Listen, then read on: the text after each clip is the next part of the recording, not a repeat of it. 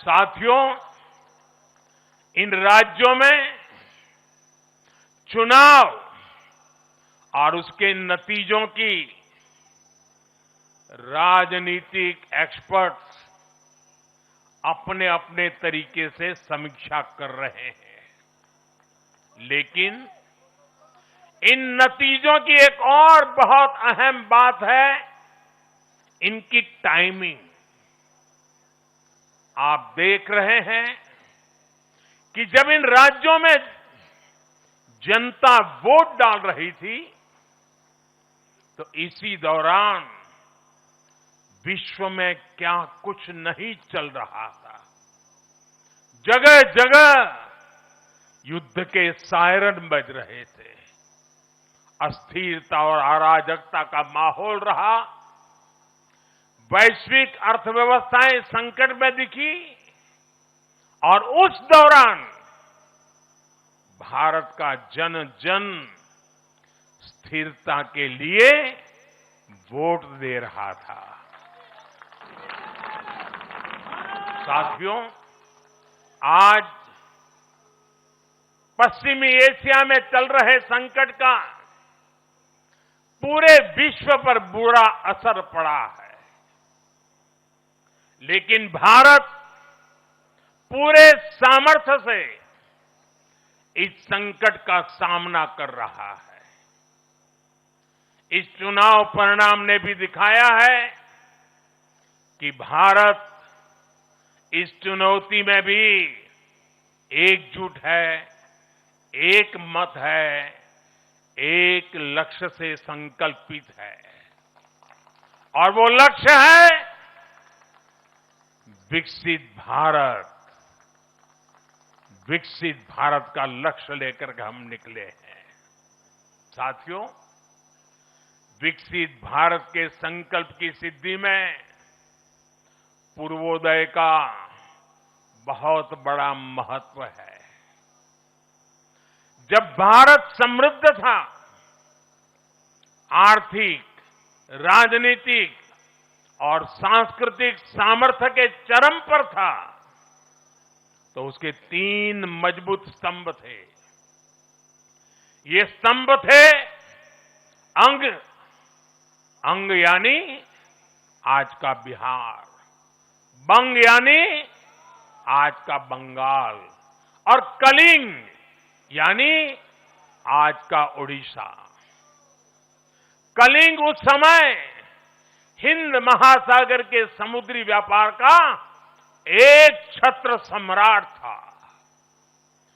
कलिंग के बंदरगाह पूरे एशिया तक भारत के उत्पादों को पहुंचाते थे। वही अंग सूत, रेशम और अन्य व्यापार के साथ साथ नालंदा और विक्रमशिला जैसे एजुकेशन सेंटर्स का भी हब था। और बंग वो सांस्कृतिक धरती थी जहां से भारत की आत्मा की आवाज उठती थी। साथियों, गुलामी के कालखंड में जैसे जैसे समृद्ध भारत के मजबूत पिलर कमजोर होते गए, भारत का सामर्थ्य भी क्षीण होता गया। इसलिए विकसित भारत के निर्माण के लिए इन तीनों स्तंभों का फिर से मजबूत होना बहुत आवश्यक है।